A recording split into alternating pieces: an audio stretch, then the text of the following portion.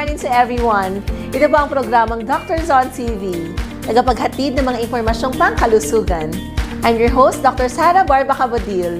Sabay-sabay tayong matuto mga kasambahay dahil napaka-importante ng kaalaman to encourage us to practice a healthy lifestyle.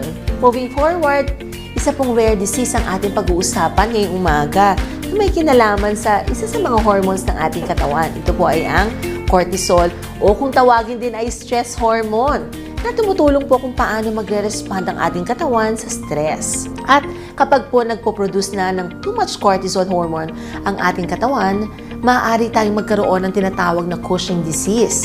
But before I call on our respective guests regarding our topic about this stress hormone, pag-usapan muna natin kung marami rin ba ang nagkakaroon or nakakaranas ng kondisyong ito. Let's talk about it quick and get your every Sunday's dose of information.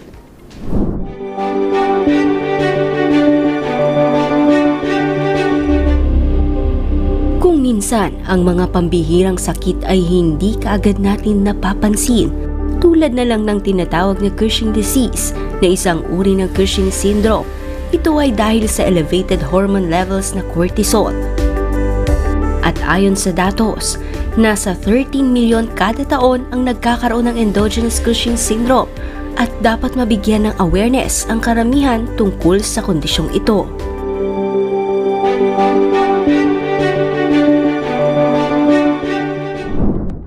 Sa oras na ito, mga kasambahay, upang mas maliwanagan tayo kung bakit at paano nga ba nagkakaroon ng Cushing disease ang isang tao, iisa-isahin natin yan, mga kasambahay, kasama ng ating panauhin na renowned endocrinologist with extensive expertise in hormonal disorders. She will discuss valuable insights into how to manage this condition. Please join me in giving a warm welcome to Dr. Gia Wasmer from Makati Medical Center. Good morning, Doc Gia, and welcome to Doctors on TV. Good morning, everyone. Yeah, and ito, Doc, no, how common po yung Cushing's disease?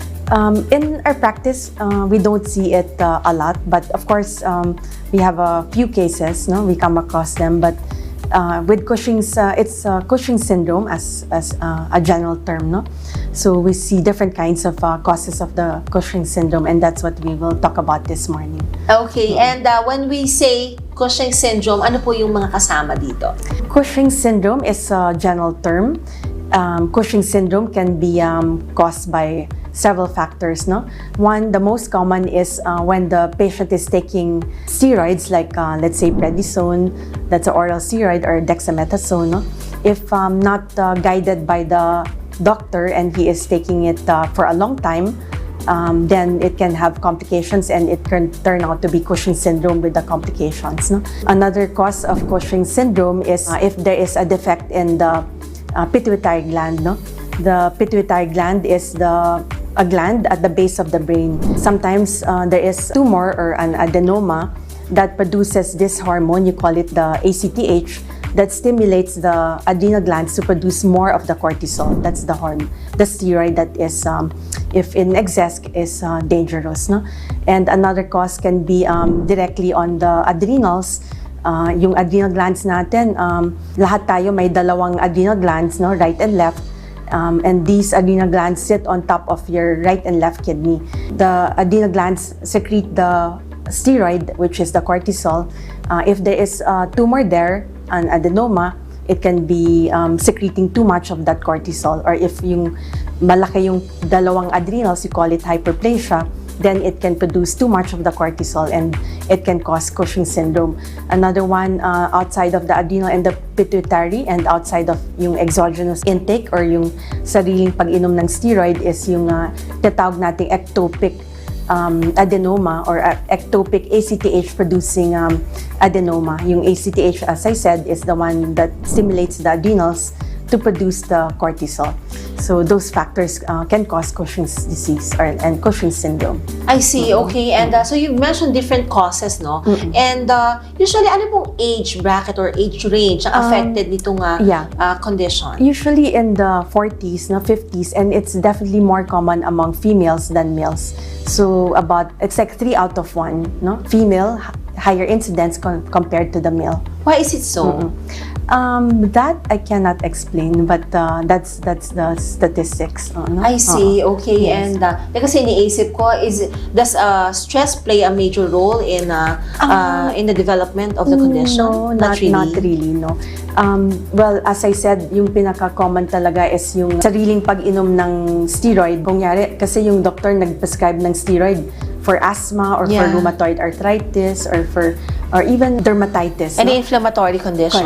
Correct. No? Let's say, tapos nakita ng pasyente, ang galing nung gamot. Effective. Oh, very effective. And then, biglang hindi na siya pupunta sa doktor, tapos siya na lang mag-iinom ng sarili. Self-medicate. And then, he takes it for a long time, not knowing na ang dami palang pwedeng side effect kung long term, no?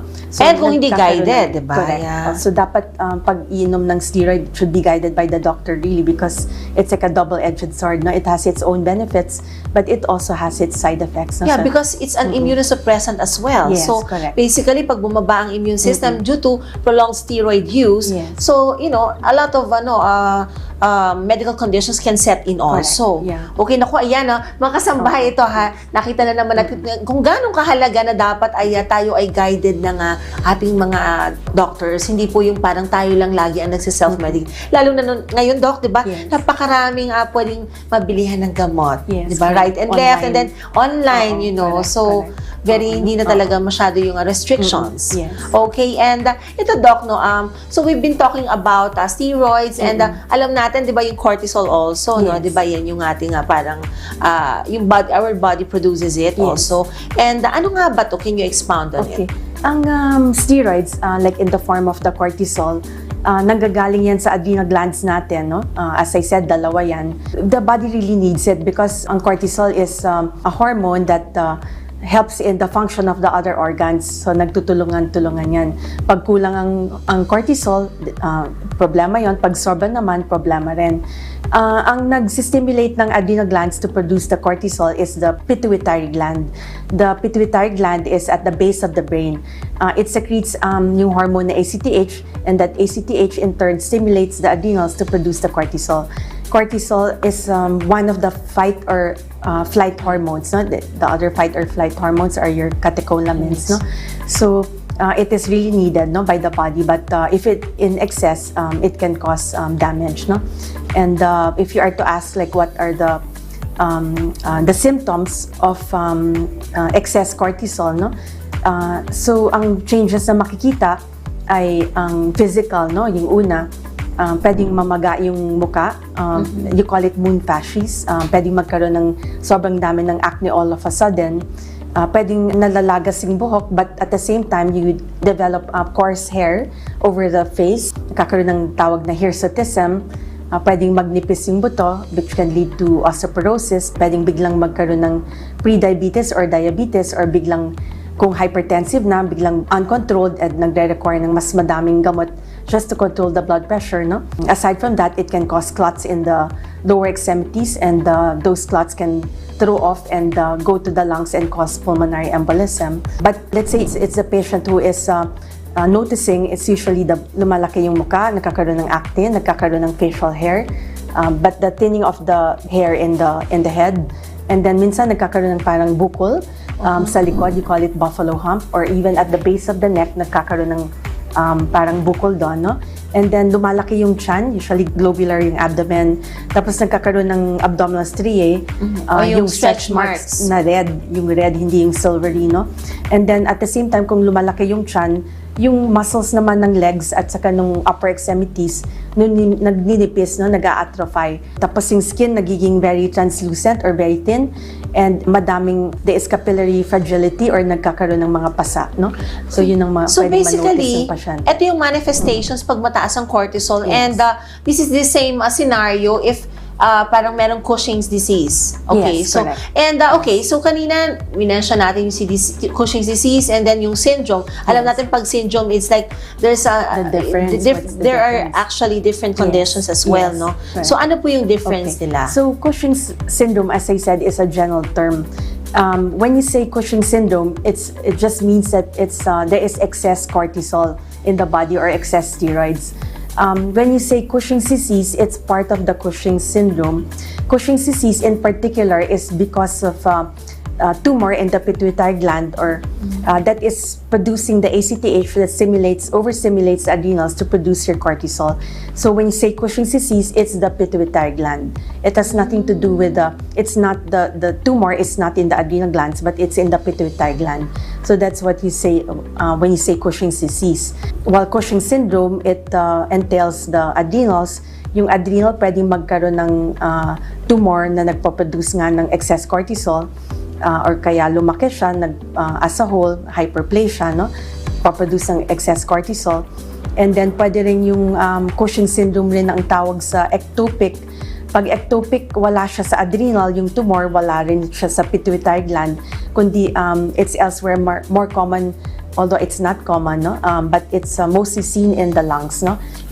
So ectopic ACTH producing tumor in the lungs, that's part of Cushing syndrome. Aside from the more common one, 70% of the cases of Cushing syndrome is what we mentioned earlier, yung sariling pag-inom ng steroid, no? So yun ang mas common na Cushing syndrome. Okay, so what happens ba pagka talaga prolonged yung intake? So how does it stimulate? How does it develop to, for the individuals who have Cushing syndrome? Okay, because nga the body fight or flight, pag under stress tayo, let's say may sunog, ganyan. Yeah. So all of a sudden tataas lahat ng cortisol, catecholamines, lahat yan. So kailangan ng katawan. Pero kung masyadong mataas all day, kahit natutulog mataas, then yung question mo kung ano ba yung what causes it? Like no, I mean, how does it develop? Kung kunyari, kasi you've been mentioning about kung may tumor, okay, and then but on the side you also mentioned about yung ectopic type, which can be induced by self-medicating with the ectopic. It's not something that is in the environment really, or it's not something na you can say because of the lifestyle, no?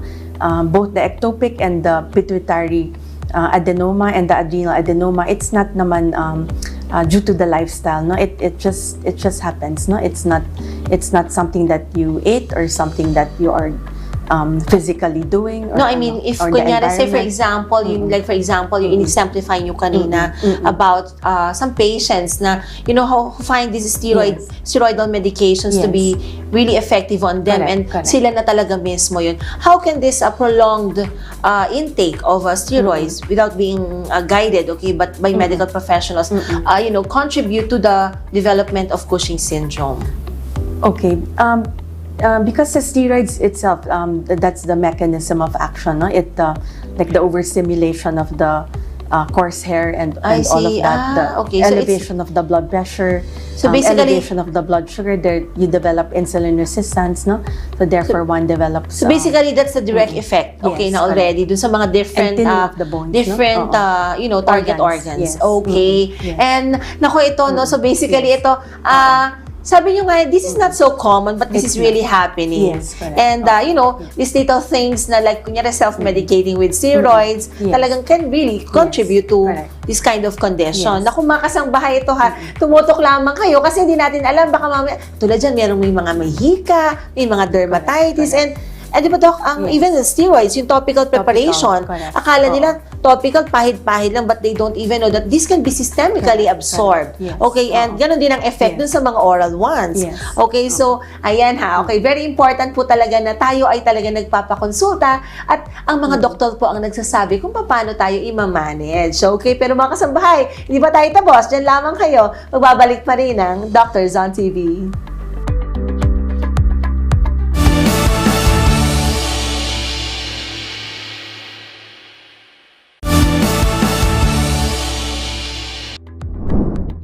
Welcome back, mga kasangbahay! Before we continue our discussion, we'd like to invite you to follow and subscribe to our social media accounts.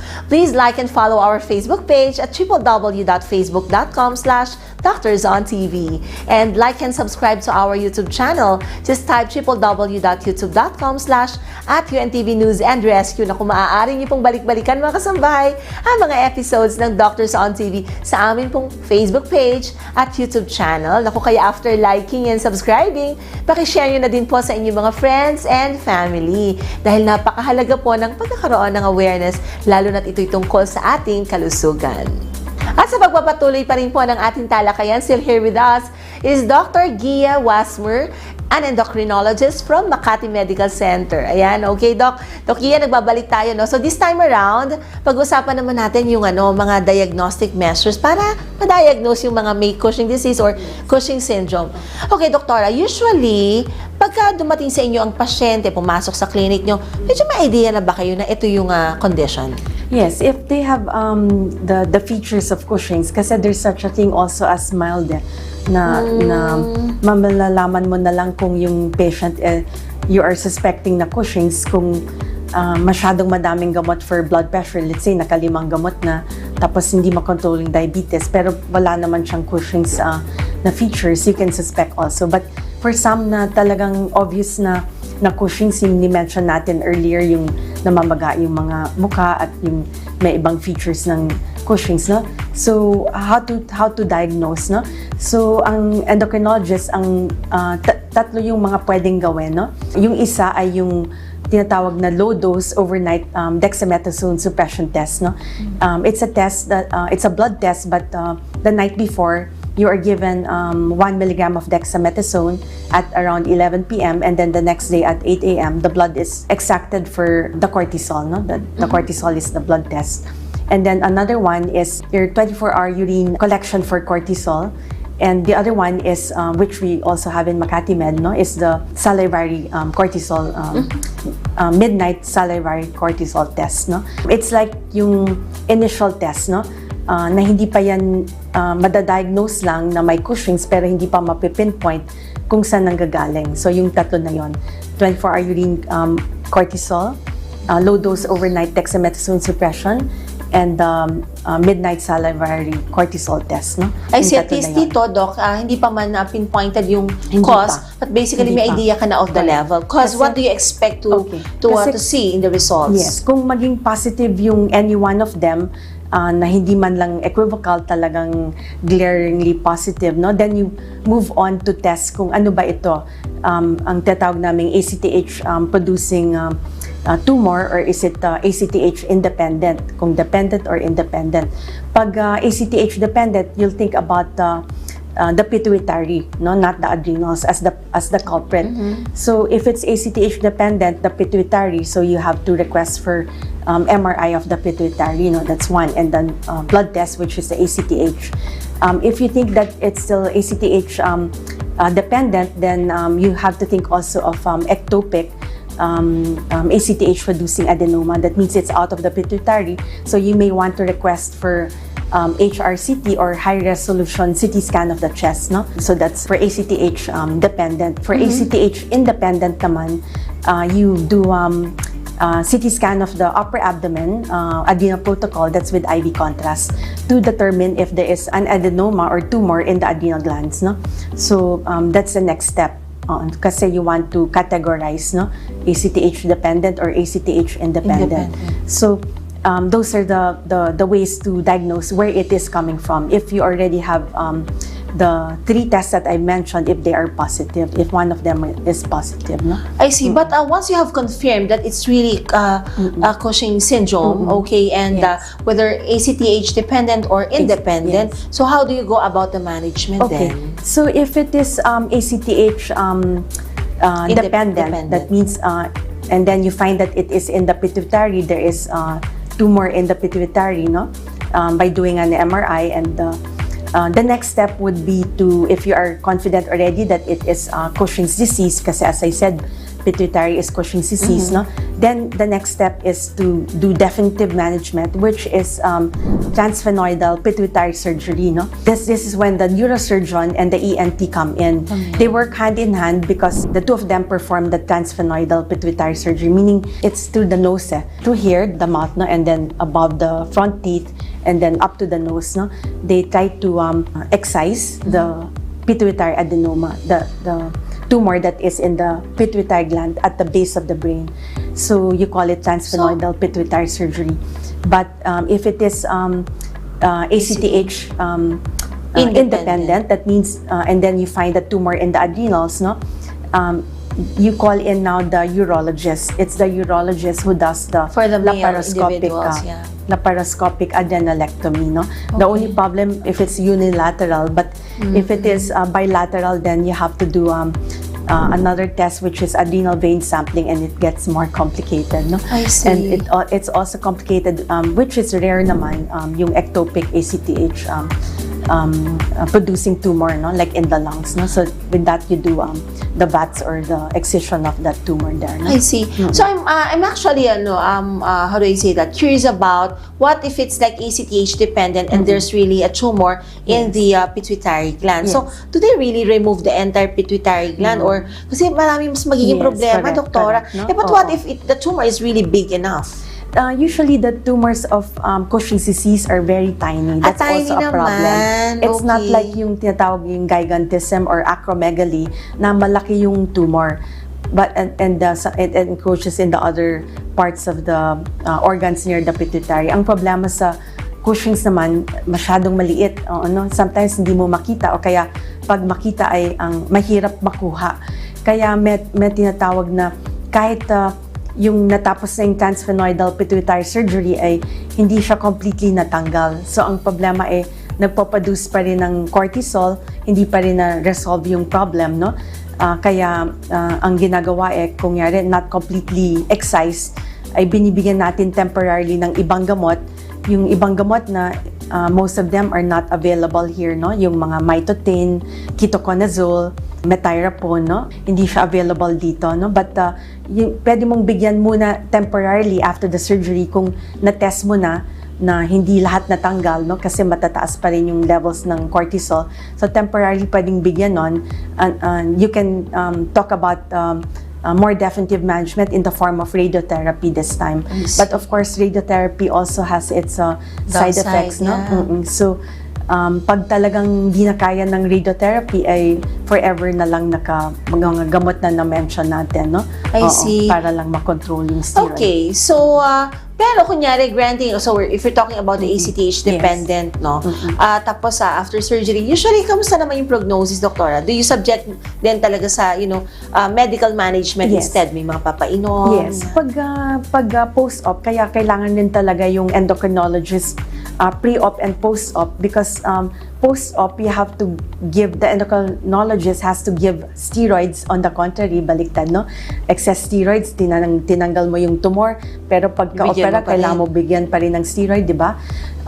Ganun talaga yon. Kasi sa tagal ng matagal na mataas yung steroids, sanay ng katawan na mataas ang steroids, pag tinanggal mo yon, baka natutulog na yung adrenal glands natin, yung kabila, no?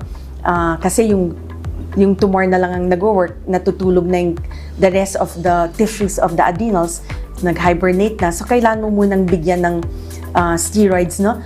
Para lang mahintay na gumising yung mga natutulog na adrenal kasi, tissue. doktora, natulog for a while dahil kasi ang dami, di ba? Correct. Ngayon, syempre, parang so kailangan mo ulit i-stimulate na, teka muna, para sila naman ulit magtuloy. Correct. Okay, so, and then of course, tinataper yan. Tinataper na lang until such time, pag nagigising, baliktad na hanggang mawala na. Hanggang mawala na. Gradual tapering, no? Okay, so usually pag dumating ba ang pasyente sa mga endocrinologist po, usually how severe na yung condition or masyado bang mataas na yung level that it's hard to manage anymore, to bring back the patient to its normal condition, to his normal condition? As long as the definitive management has been done and it is successful, then the prognosis is still really very good, no? If let's say the pituitary surgery or the adrenalectomy, yung tinanggal yung adrenal, no, kung nasan yung tumor, if it is successful, then the prognosis is very good, no? You expect the symptoms to reverse or to improve in the next 12 months at least. Kung may osteoporosis, mag-i-improve in the next few years, no? Kung high blood na ang daming gamot for blood pressure, pakonti-konti mababawasan yung gamot, no? Yung iba na hindi naman high blood bago magkaroon ng Cushing's ay nawawala talaga yung gamot reverse sa... po, yeah. Oo. kung dating diabetic na hindi makontrol, ngayon ay mas makokontrol mo na, o kung pre-diabetes, pwedeng ma-reverse pa yung pre-diabetes, no? So it depends on the timing. Oo, no? Yes. Okay, so kaya mas maganda pag may mga nakikitang changes na pumunta na kaagad sa mga doktor, no? Para at least kung may kailangan na i-refer kayo sa isang endocrinologist, di ba? Usually primary care physicians ang pinupuntahan, di ba, doktora? Okay, so para mas madaling ma-manage and we can prevent further complications, di ba, from arising. And ito, doktora, what if in the event naman, nako, alam mo naman mga Pinoy minsan, saka di ba, sabi niyo, pag may lumalaki, feeling nila tumataba lang.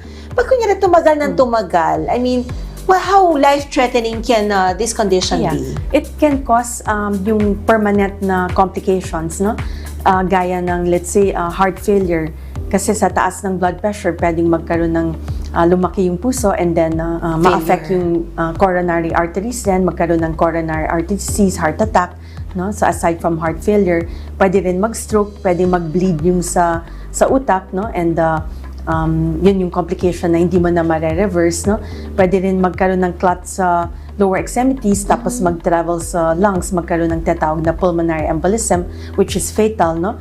Pwede rin magkaroon ng yung osteoporosis, and then cause a fracture, and then bedridden na kung magkaroon ng pelvic fracture. Usually, pag osteoporosis from excess cortisol, ang na-affect dyan ay yung spine at saka yung long bones, no? Like the arms and the legs, no? Yun ang usually nauuna. Nakikita rin pag nag-bone mineral density, no?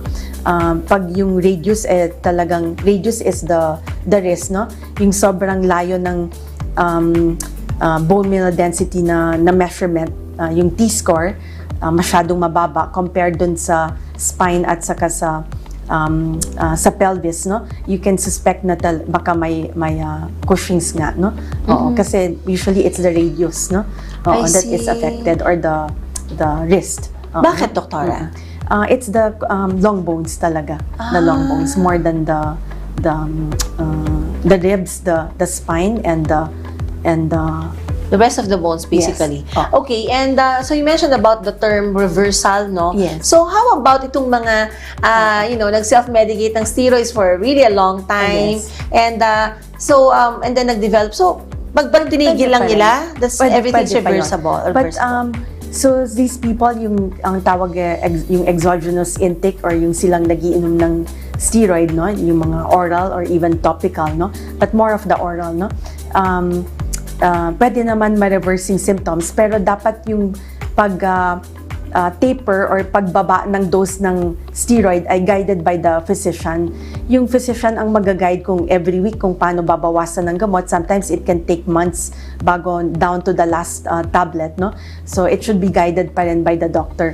And sometimes as an endocrinologist, we do other tests like yung ACTH simulation test to see kung talagang kakayanin na ng pasyente na wala na yung steroid na iniinom, no?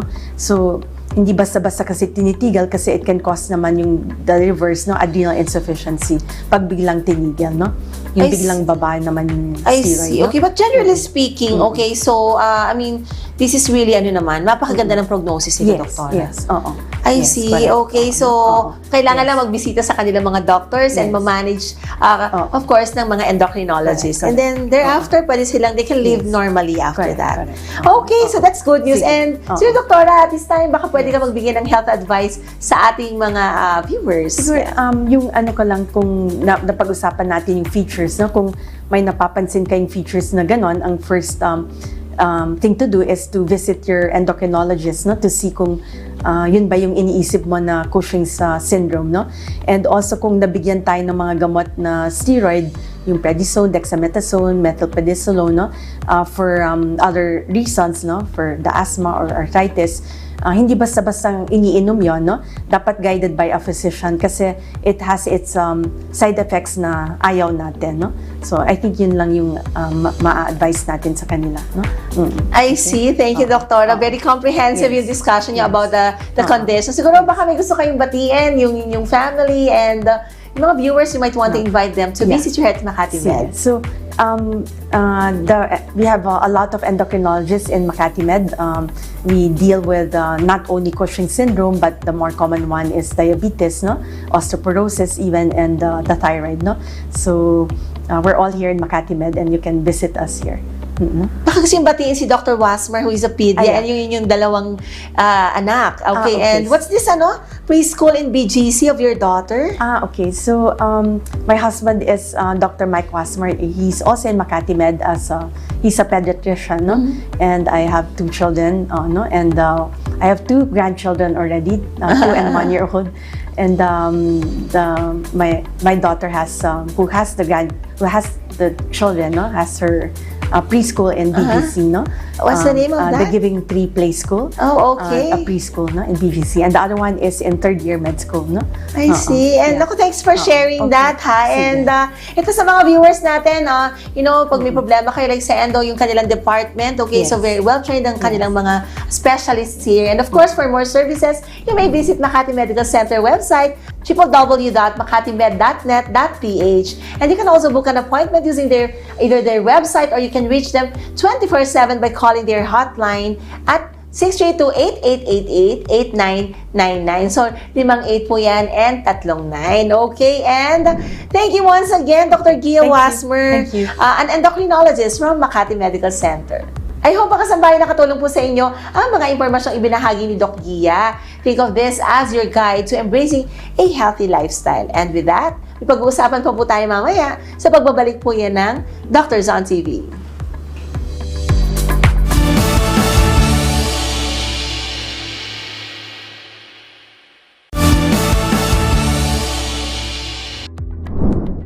Nagbabalik po ang Doctors on TV. Since nabanggit kanina na nagkaroon ng Cushing disease ang tao dahil sa elevated levels of stress hormone, which is cortisol, ngayon naman pag-uusapan po natin ng mga tips na maaaring makatulong upang mapababa ang cortisol level at kasabay po nito ang mabawasan ng stress ng isang tao. Exploring the wonders of nature just for you, only here at Naturally Yours.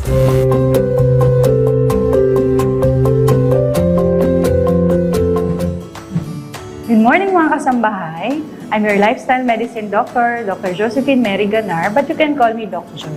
So today, isang interesting topic ang ating pag-uusapan. Ito ay kung paano makabawas ang stress na nararanasan natin.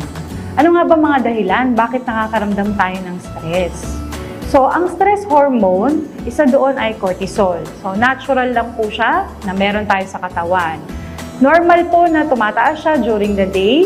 Halimbawa po sa umaga, pagising pa lang, at exposure sa bright light, pag nag-exercise, at pag uminom ng kape, normal po na tataas po talaga siya. Pero dapat po, bababa din po siya kaagad. So, halimbawa naman, hindi siya bumababa. Ano yung mga pwede natin gawin para pababain ang level ng stress sa ating katawan? So, para saan muna ang cortisol? Cortisol helps us reduce inflammation. At nag-initiate siya and participates in the recovery process. So, kailangan kasi na maghilom din ang ating katawan. So, ano ibig sabihin ng pagtaas? So, mataas, large spike, and then, mabilis din ang pag-recovery. So, ang ibig pong sabihin, nagsisignal po ang cortisol para sa atin para maging prepared tayo kung meron tayong kailangang gawin. So, ano po ang example ng mabilis na pagtaas? For example, may emergency po. Emergency kagaya ng nasusunog. So, kung may nasusunog, ano nangyari sa katawan natin, di ba? Mabilis tayong nagre-respond. So, yun po ay epekto ng cortisol. Pero after po nung emergency na yun, mabilis din siyang dapat bababa. So, ano pa yung mga pwedeng mangyari pagka medyo laging mataas ang ating cortisol? So, ang cortisol po ay gagaling sa ating adrenal glands at nagtutulong sa atin para maka-adapt ang ating katawan sa stress at sa stressful events. Pero hindi po siya pwede na laging mataas sa level ng katawan. So, yung mga laging mataas po, ang stress hormone or cortisol, nagkakaroon din ng cortisol resistance na tinatawag. Lagi na-expose dun sa level ng stress, kaya puro negative na po. So, prolonged effect would lead to inflammation, mas marami pang symptoms na mataas BP, mabilis ang heart rate, nagkaka-arthritis, autoimmune issue. So, yun po ang nangyayari pag lagi tayong exposed. Hindi na pinapansin ng katawan yung positive effect. So ano pa pong pwede mangyari pag lagi tayo na-stress? Yung white blood cell count natin, bumababa. So bumabagsak ang ating immune system. So pag bumagsak ang immune system, hindi na po nalalabanan ng katawan ang mga virus. Pati po yung mga cancer cells. So yung natural killer T cell natin, hindi po siya gumagalaw. So the more cortisol, the less immune system. Kaya po, lalo tayong na-expose at prone mahawa ng sakit. Madaling mahawa ng virus, madaling mahawa sa bakterya, nagkakaroon ng mga ibang sakit gaya ng fungus. So another pwede pong mangyari pag laging mataas ang ating stress level is nasisira yung ating long-term memory. So yung ating hippocampus, nagkakaroon tayo ng mga brain fog, hindi tayo nagiging creative, tapos napapanaginipan natin yung mga problema. Pero, hindi rin naman nasusolve yung mga problema. So, ano pa po pwede? Yung spike ng cortisol, so magkakaroon tayo ng acid reflux. So, sumasakit yung sikmura. Tapos, pagka naubos na yung acid natin, hindi tayo natutunawan. So, sumasakit ang ating tiyan, ay empacho, nagko-constipate.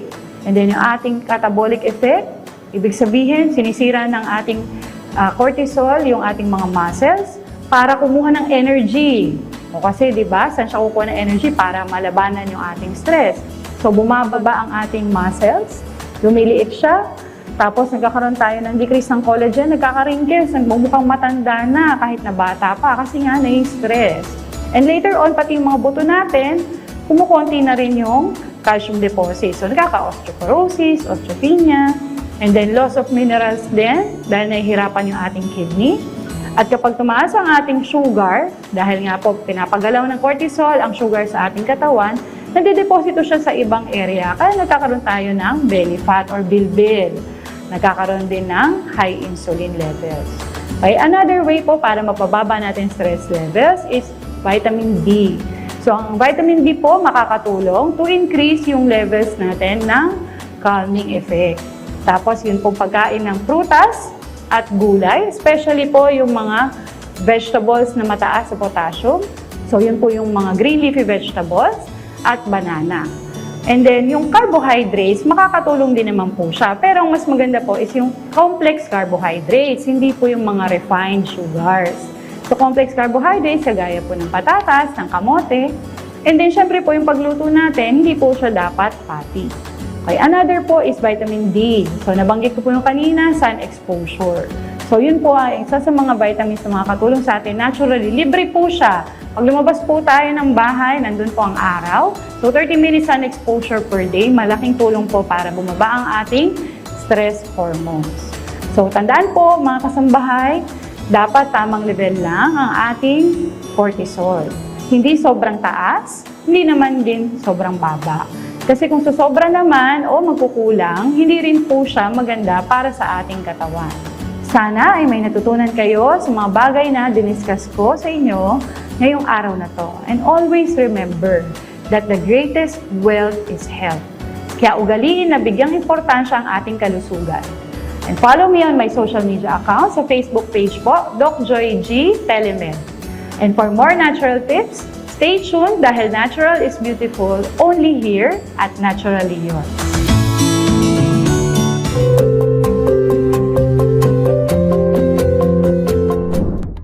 Thank you, Doc, for sharing some wonderful tips for our kasangbahay. Maaaring simpleng mga tips po ang mga ito na naibahagi ninyo, pero napakalaking impact ito sa ating kalusugan. Bukod po dyan, dagdag impormasyon pa rin ang aming hatid sa inyong mga kasangbahay na maaari naman ang mga bata ang maapektuhan. Tunghayan po natin kung ano ito. Keeping your little ones healthy and happy here on Baby Talk.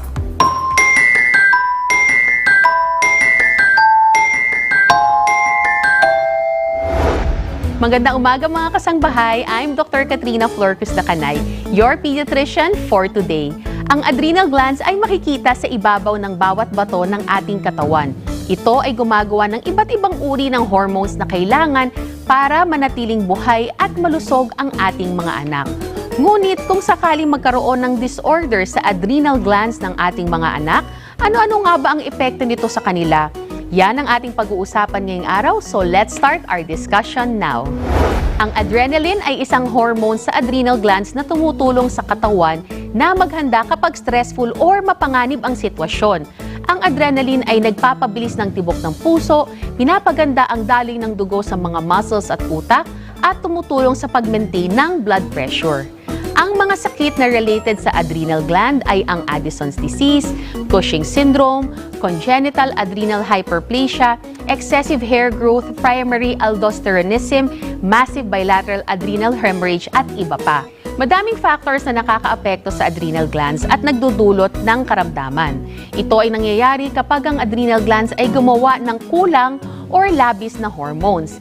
Ilan sa mga causes ng adrenal gland disorders ay genetic mutations, autoimmune disorders, tumors tulad ng pheochromocytoma, damage sa mga adrenal glands dahil sa injury, infection or blood loss, issue sa hypothalamus or pituitary gland sa utak, mga steroid medications tulad ng prednisone at dexamethasone.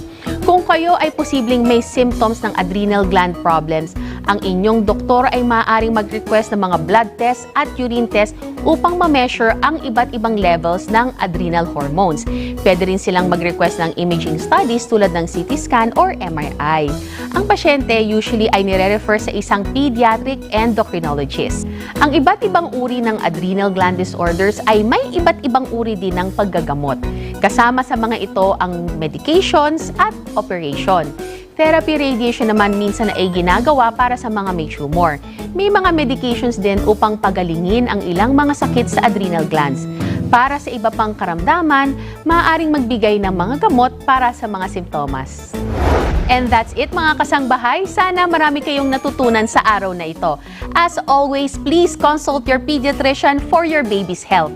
Thank you again for watching today's episode. Again, I'm Dr. Katrina Flor Cruz Dacanay. You can contact me through my Facebook page, Dr. Katrina Flor Cruz, YouTube channel, Dr. Katrina Flor Cruz, and my Instagram and TikTok, katrinamd.ph. See you everyone in our next episode.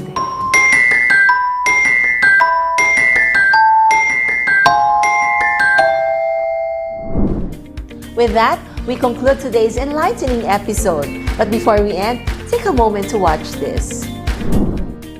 Watch these snippets for the upcoming episode on Sunday. Ang varicose veins, anything that is visible, anything na medyo wala sa normal na itsura, we call it varicose veins already.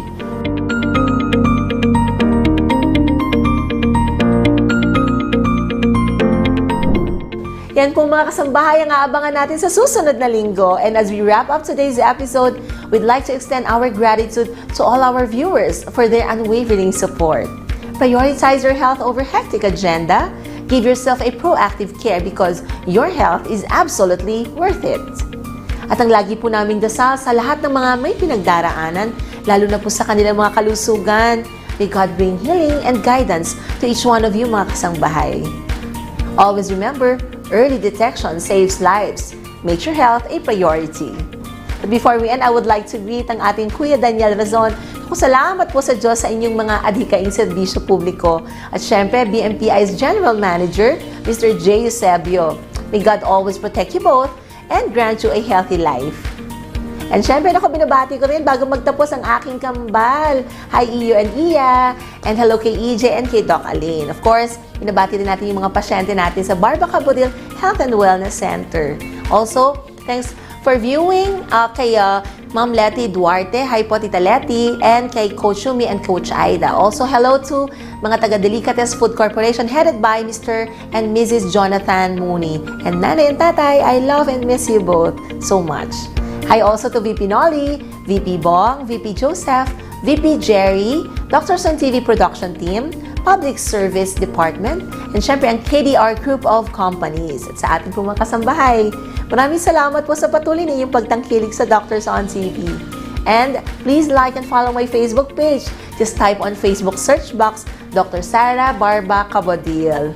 We hope you found this discussion informative, empowering, and inspiring. Remember to follow us on social media for updates. Don't forget to tune in next time, God willing. Muli po, magandang umaga at maraming salamat sa inyong lahat. Ito po si Dr. Sara Barba Cabodil. Let's make it a habit to learn about good health. Only here at Doctors on TV. Doctors on TV would like to thank Makati Medical Center, a hospital with a heart, located at Amorsolo Street, Legazpi Village, Makati City. You may contact them at 632-8888-8999. Like and follow their Facebook page at I Am Makati Med, or you can visit their website at www.makatimed.net.ph. Makati Med Wellness Center, located at 7th floor, Ayala North Exchange Tower 1, Legazpi Village, Makati City. Philippine Urological Association, Philippine Obstetrical and Gynecological Society, Philippine Academy of Ophthalmology, Philippine College of Lifestyle Medicine, Philippine National Police, Corazon Locsin Montelibano Memorial Regional Hospital, Our Lady of Mount Carmel Medical Center, Jose B. Lingad Memorial General Hospital, Valenzuela Medical Center, Adlaon Optical, located at ground floor Super 8 Warehouse Poblacion, Baliwag, Bulacan, 0922-878-5911, and second floor Aliu Complex, MacArthur Highway, Calvario, May Kawayan City, Bulacan, 0922-861-2095. Lindison Gas Corporation, located at 179 National Road, Landayan, San Pedro, Laguna, 4023. For inquiries, you may contact them at 02-8824-0867, 02-8824-9360, or you may email them at lgcsalesco@gmail.com. Clinica Figura, located at Entrata Building, Philinvest, Alabang. You may contact them at 0917-317-7272. Baka Health and Wellness Center, located at Unit 1531, Centuria Medical Makati, Century City, Makati. You may contact 0917-317-7272 for appointments and other inquiries about your health and wellness needs. And of course, maraming salamat sa ating partner, ang DepEd Santa Rosa, sa pakikiisa sa ating adhikain na maibahagi ang kaalamang pangkalusugan. Dr. Sara Baka would like to express her gratitude to Medical Depot, Healthy Nom Nom Food, Whirly Dough. Special thanks to Dr. Saturnino P. Javier, Medical Director, Interim Co-President and CEO of Makati Medical Center, Mr. Arnold C. Ocampo, Chief Finance Officer, Interim Co-President and CEO, Ms. Arlene L. Songco, Senior Vice President, Ms. Monica Reyes Dizon, Assistant Vice President, Dr. Ryan Raymond Y. Bautista, Head of Makati Med Wellness Center, Mr. Mark Funelas, Unit Head Manager, Communications and Special Projects.